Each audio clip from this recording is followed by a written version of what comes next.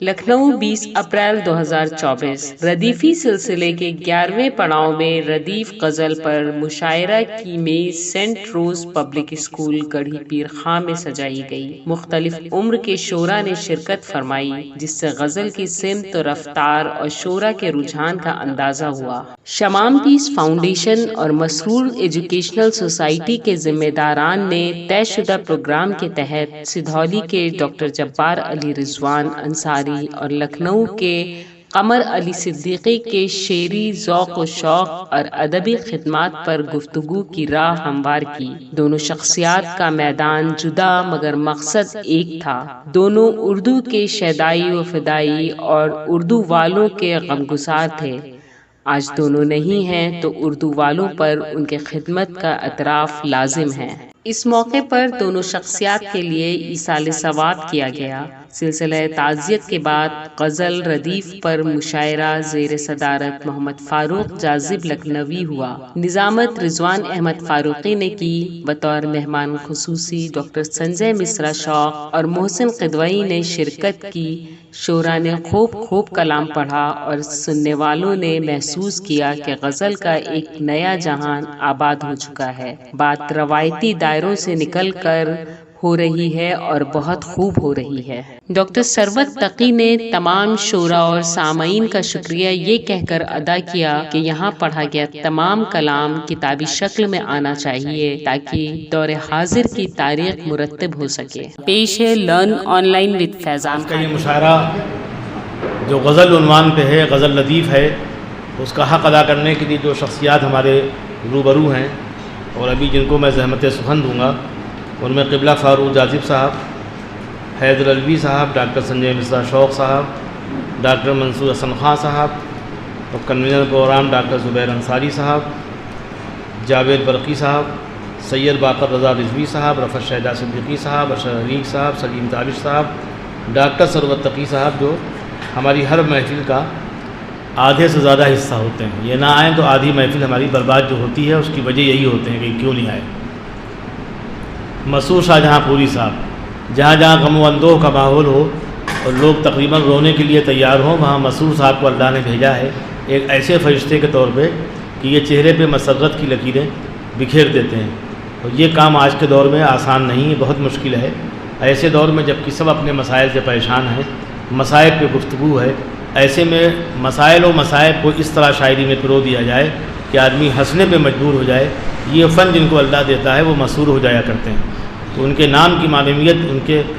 کردار سے، ان کی شاعری سے پوری طرح سے عیاں بیاں ہے۔ جناب سید ضیاء تقوی صاحب تشریف لے آئے اور رضا صفوی صاحب، دونوں کا استقبال ہے۔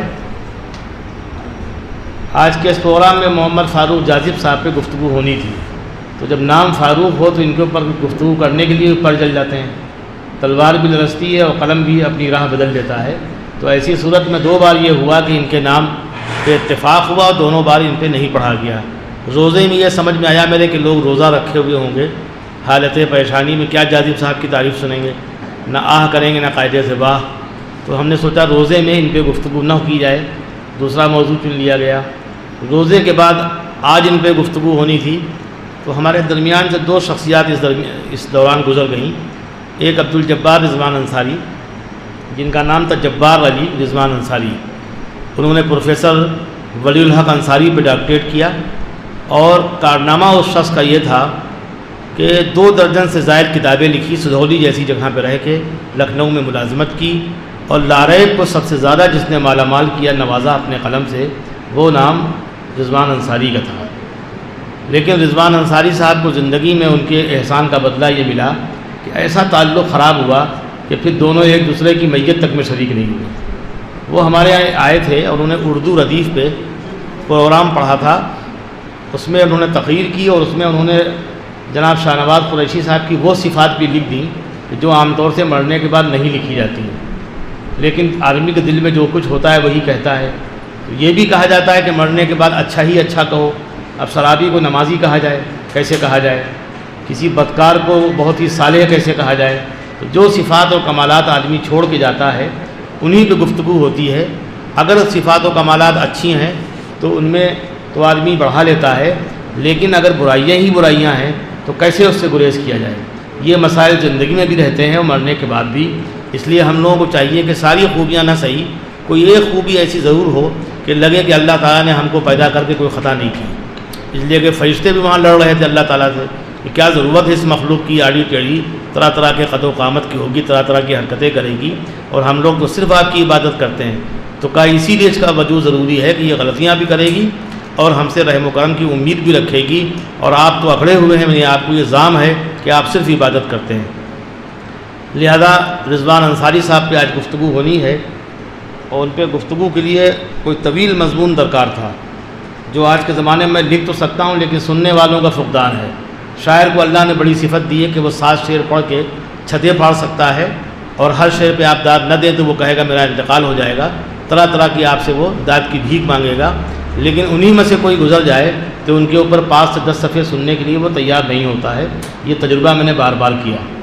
لہذا ان کی جو لسٹ ہے میرے سامنے رضوان انصاری صاحب کی، ان کے تعارف کے طور پہ ان کا نام ڈاکٹر جبار علی انصاری تھا، قلمی نام ڈاکٹر رضوان انصاری، ولدیت محترم زین علی انصاری، تاریخ ولادت 1 مارچ 1958، تعلیم ایم اے اردو فارسی، پی ایچ ڈی اردو، منشی کامل، مولوی عالم فاضل ادیب کامل، سپردوش ملازمت۔ اچھا یہ پتہ نہیں کیا منشی ادیب کامل عامل ایک زمانے میں بڑے اہتمام سے لکھا جاتا تھا، جبکہ اسی کی بنیاد پر لوگ آگے بڑھتے تھے۔ بھائی جو آدمی پی ایچ ڈی وغیرہ ہو گیا اس کے بعد یہ مولوی کالم ایسا لکھتا ہے جیسے لگتا ہے کہ ندوی یا قاسمی یا مظاہری ہے۔ مشغلہ سپردوش ہو چکے تھے ملازمت سے، اتر پردیش سرکار لکھنؤ، قدیم اردو فارسی اور عربی ادب کا مطالعہ۔ ادبیات میں جو ان کا ورک ہے وہ یہ ہے کہ پروفیسر محمد ولی الحق انصاری شخصیت اور فن، پروفیسر محمد ولی الحق انصاری بحیثیت اردو شاعر، پروفیسر انصاری بیانیہ شاعری، پروفیسر محمد ولی الحق انصاری بحیثیت اردو نثر نگار۔ یہ بھی کئی حصے اس کے آئے، اول بھی آیا، دوم بھی آیا، غالباً سوم بھی۔ پروفیسر محمد ولی الحق انصاری بحیثیت اردو نثر نگار، علامہ اقبال کی 7 شاہکار نظمیں، علامہ اقبال فکر و آگہی، لکھنؤ کے چند مشاہیر ادب، اردو ادب کے ماہ و نجوم، یہ بھی اول، دوم، سوم 3 حصوں میں آئی، ممکن ہے کوئی حصہ باقی رہ گیا ہو۔ گلہائے سخن فیاض تانوی کی غزلوں کا مجموعہ تھا، وہ نعت کے شاعر مشہور تھے، بعد میں انہوں نے ان کے انتقال کے بعد اس کو ترتیب دے کے چھاپ دیا۔ مشاہیر در نظر مشاہیر، مطالعے موازنے، فکر و بصیرت، ثناخوان ماہ نبوت، ادبی شہپارے غیر مطبوعہ، یعنی ادبی شہپارے نہیں چھپ سکی۔ اسلامیات میں بھی ان کی کتابیں 1 درجن کے قریب ہیں، غزوہ بدر ایک جائزہ، فیضان نور ہیرا ایک مطالعہ، رسالہ نطق الہلال ایک تنقیدی جائزہ، ذکر حضرت ابراہیم و اسماعیل علیہ السلام ایک سرسری جائزہ، وصال الحبیب الی الحبیب ایک مطالعہ، تلخیص 7 سنابل شریف، 3 طلاق کے شرعی حیثیت، معراج النبی، حضور تاج الشریعہ ایک عبقری شخصیت،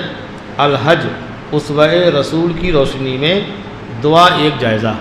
اتنی کتابیں اس شخص نے چھوڑی، لیکن المیہ یہ رہا کہ رمضان المبارک جیسے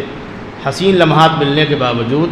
کسی شاعر ادیب کو یہ توفیق نہیں ہوئی کہ چند سطری خبر کے علاوہ، اخبار میں بھی یتیم العقل قسم کے لوگ بیٹھے ہیں، آپ ان کو فون کیجئے۔ ابھی عارف ایوبی صاحب کا انتقال ہوا، HOD تھے لکھنؤ یونیورسٹی میں، کتنی ہی کم ان کی اہلیت رہی ہو، لیکن جو آدمی ہیڈ آف ڈپارٹمنٹ ہے کچھ تو اس نے کیا ہوگا، ڈگری اگلیاں حاصل کی ہوں گی، وہاں تک پہنچے ہوں گے رگڑ کے، گھس کے، محنت کر کے، یا جو بھی طریقے ہوتے ہیں آگے بڑھنے کے۔ اس کے باوجود ان پہ لکھنؤ کے سب سے بڑے اخبار سے ایک صاحب نے فون کیا کہ انہوں نے منطق الطیر نام کی کتاب تھی، کسی علامہ کی بتائی، اس پہ انہوں نے PhD کی ہے، اس کا نام املا کیا ہے؟ تو جو آدمی سارے اخباروں میں ہے کا ہیڈ ہے، انچارج انہی صاحب کو بنا رکھا گیا۔ انہوں نے پوچھا کہ منطق الطیر کا املا کیا ہے؟ میں نے کہا میم نون کے بعد تو ہے، قاف آپ جانتے ہیں بڑا والا ہے۔ کہنا کہ منطق الطیر، میں نے کہا آپ انگریزی سے زیادہ واقف ہیں، یہ سارے عیب وہیں پائے جاتے ہیں،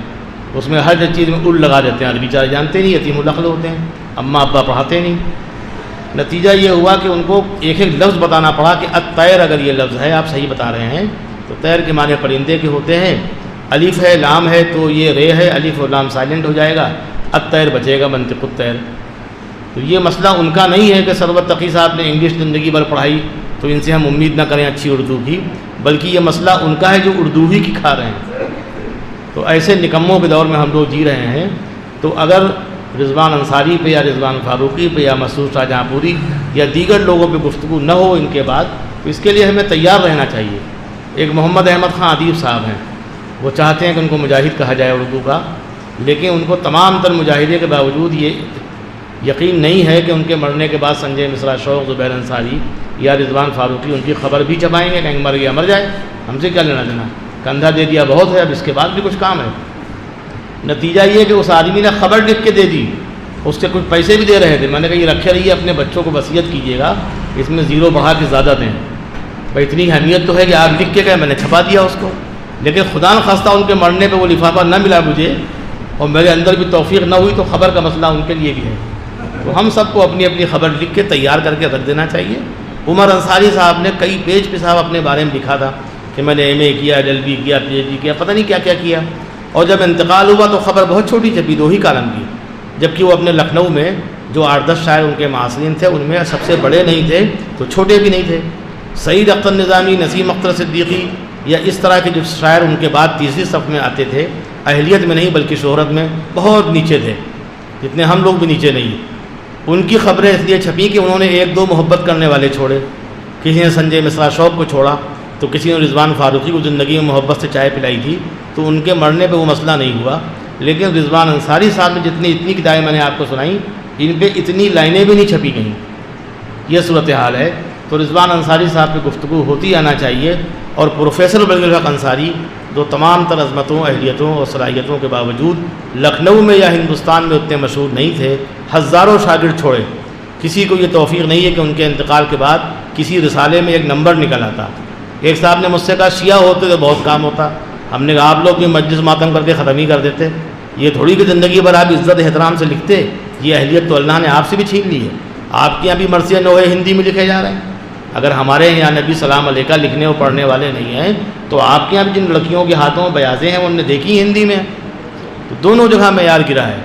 اور پھر ہندوؤں سے کیا رونا، بھائی سنجے مصرا شوق غلطی سے MA ہو گئے اردو میں، وہ فارسی میں، اور یہ اردو میں کام کر رہے ہیں، تو ہمیں ان کا آبھاری ہونا چاہیے کہ ان پہ تو کوئی تقاضا ہی ہمارا نہیں تھا۔ اچھا، زبیر انصاری صاحب بہت ذہین آدمی ہیں، یہ اچھے خاصے اردو میں کام کر رہے تھے، ہندی بھی اچھی جانتے ہیں، مال بھی اچھا کمایا انہوں نے، خوب بانٹا بھی، لیکن ان کا کام ہندی اردو سے نہیں چلا، تو انہوں نے کہا سربت تقی کے چلا، ہم بھی چلیں انگریزی میں، تو انہوں نے انگریزی زبان میں PhD کر ڈالی، اور کہا بعد میں ہندی میں آئیں گے پھر اردو کی طرف آئیں گے، تو ان کا یہ سلسلہ جاری ہے۔ تو یہ اجتماعی آپ کو مبارکباد بھی اس غم کی محفل میں، اس لیے کہ غم و خوشی تو زندگی کا، غم و خوشی کا جب رخ پہ امتزاج ہے آج، فضائے وقت بہت ہی غزل مزاج ہے آج، ابھی اس فضا کو غزل مزاج کرنا ہے مجھے، اور ذکر ضروری ہے قمر علی صدیقی صاحب کا۔ قمر علی صدیقی صاحب رفعت شہدہ صدیقی کے بڑے بھائی تھے، لیکن جن لوگوں نے ان کو دیکھا ہے ان میں زیادہ تر لوگوں کو یقین ہی نہیں آتا کہ وہ ان سے بڑے بھی تھے، اس لیے کہ وہ قد و قامت میں چھوٹے تھے، رنگ وائٹ تھا، چہرے پہ بہت نور تھا، 5 وقت کے نمازی تھے، اور جہاں میں نے کہیں ان کو دیکھا کبھی اس آدمی کے چہرے پہ رنج و غم کی کوئی لکیر آئی نہیں، ہمیشہ چیخ کے سلام کیا، چیخ کے مطلب یہ نہیں کہ آدمی گر پڑے، لیکن بلند آواز میں سلام کیا، بہت تپاک سے ملتے تھے، گلے ملتے تھے، اور جو ادبی ذوق ہونا چاہیے ہم شاعروں میں، ادیبوں میں، وہ سب ان میں کوٹ کوٹ کے بھرا ہوا تھا۔ غالباً اپنے بھائی شہدہ کے لیے انہوں نے یہ قربانی دی کہ شاعری نہ کرو، ورنہ ایک گھر میں 2-3 ہوں گے تو بہت مار ہوگی، تو قمر بھائی نے شاعری کبھی نہیں کی، لیکن لکھنؤ کی سب سے قدیم اور مستحکم بزم جہاں جہاں الف گرا اور عین دبا فوری ٹوکا جاتا تھا، عبدالستار خان بیدل کی بزم صفی، اس میں وہ جایا کرتے تھے، جبکہ عبدالستار خان کا ایک طریقہ بہت اڑیل رویہ تھا کہ جیسے ضیاء تقوی صاحب اگر شاعر نہیں ہیں تو یہ پہنچ گئے سننے کے لیے، تو وہ کہتے ہیں بھائی کیسے، کہتے ہیں میں سر آ گیا ہوں، آپ کیا سننا ہے، کلام سننا کوئی حرام تھوڑی ہے، کہتے ہیں وہ تو ٹھیک ہے لیکن یہ شاعروں کی بزم ہے، یاد آیا، مطلب شاعری پڑھے شاعر سنائے، لیکن قمر بھائی کے لیے اجازت تھی کہ وہ آئیں سنیں داد و تحسین دیں، اس لیے کہ ہنستے ہی رہتے تھے۔ بدنصیبی ہم لوگوں کی یہ کہ عین پورے رمضان انہوں نے گزارے، نماز وغیرہ کا اہتمام کیا، بیمار چل رہے تھے، زندگی میں شاید پہلی بار وہ بیمار بھی پڑے اور چلے جائیں گے اس کی امید قطعاً نہیں تھی۔ رات میں 1 بجے اپنے بھائی سے بات چیت کی انہوں نے، رفعت شہدہ صدیقی سے، اور کہا عرفانیہ میں ہم نماز پڑھیں گے صبح کی، یعنی عید کی، چاند رات گزاری انہوں نے، صبح کو فجر کی نماز پڑھی، اور فجر کی نماز کے بعد یقیناً اتنی توانائی رہی ہوگی کہ وضو وغیرہ کیا اور کپڑے پہنے کہ اب عید کی نماز پڑھنے جائیں گے، لیکن وہ اسی وقت میں ان پہ اٹیک پڑا اور وہ ختم ہو گئے. شاہدہ صدیقی ان کا انتظار کرتے رہے مدرسے عرفانیہ کے بھائی صاحب کیوں نہیں آئے, یہ بھائی میاں ان کو کہتے تھے. لیکن جب وہ نہیں گئے, نماز یہ پڑھ چکے, تو ان کے بھتیجے کا فون پہنچا کہ بابو میاں آپ تشریف لے آئیے گھر. تو ان کا کیوں بھائی صاحب کیوں نہیں آئے؟ تو انہوں نے کہا بھائی صاحب کی طبیعت زیادہ خراب ہے, ایڈمٹ کرنا ہے, آپ آ جائیے, ورنہ ان کی عادت ہے دن میں سونے کی, یہ گھر آتے سو جاتے. یہ سیدھے یہاں آئے, تو یہیں رہتے اسی محلے میں, یہ مجھے نہیں معلوم تھا. ڈاکٹر منصور خان سے میں نے کہا کہ آپ ہی کے محلے میں تھے, 5 وقت کے نمازی تھے. کہنے کہ جہاں پہ آپ بتا رہے ہیں سب میرا گھوما اور دیکھا ہوا ہے, لیکن یہاں وہ رہتے تھے, ہمیں نہیں معلوم. اور انتقال ہو گیا. یہاں بھی آئے ہیں وہ, یہاں برابر آتے تھے. جب یہ سمجھ گئے ان کی شکل و صورت سے کہ ہاں وہ ہمارے یہاں, خود رفع شاہدہ صدیقی صاحب کی کتاب کو جب یہاں اجرا ہوا تب بھی وہ تشریف رکھتے تھے, اور ان کی کتاب خرید کے لے بھی گئے تھے. ان کے بامبے والے بھائی, اچھا ان کے بامبے والے بھائی کو بلا لیا انہوں نے, فون کر کے, انہوں نے فون کر کے بلایا کہ اب کی تم یہیں لکھنؤ آ جاؤ, عید ہمارے ساتھ کرو. پتہ نہیں کیوں بلا لیا, غالباً ان کو جانا تھا, یہ اندر سے کچھ ہو رہا ہوگا. جی, اور یہ بھی کہا کہ ہم چاہتے ہیں کہ بامبے ایک بار گھوم لیں ہم لوگ ساتھ ساتھ, شاہدہ تم بھی چلو.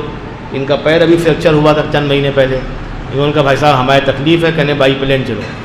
یہ ساری باتیں ہوئیں. عید کے دن, عین عید کے دن نماز کی تیاری سے قبل ان کا انتقال ہو گیا. تو ان دونوں کے لیے ہم لوگ اجتماعی دعائیں مغفرت کرتے ہیں, اور جو ہر ایک کو اپنی مرضی کے مطابق قل واللہ پڑھ کے, جو بھی پڑھ کے, ان کو بخش دیا جائے. لرن آن لائن کی جانب سے آپ سے بس اتنی التجا ہے کہ ہمارے اس پروگرام کو لائک, شیئر اور سبسکرائب ضرور کریں. ساتھ ہی بیل آئیکن دبانا نہ بھولیں, جس سے ہماری ہر ویڈیو آپ تک اپلوڈ ہونے کے ساتھ ہی پہنچ سکے. شکریہ.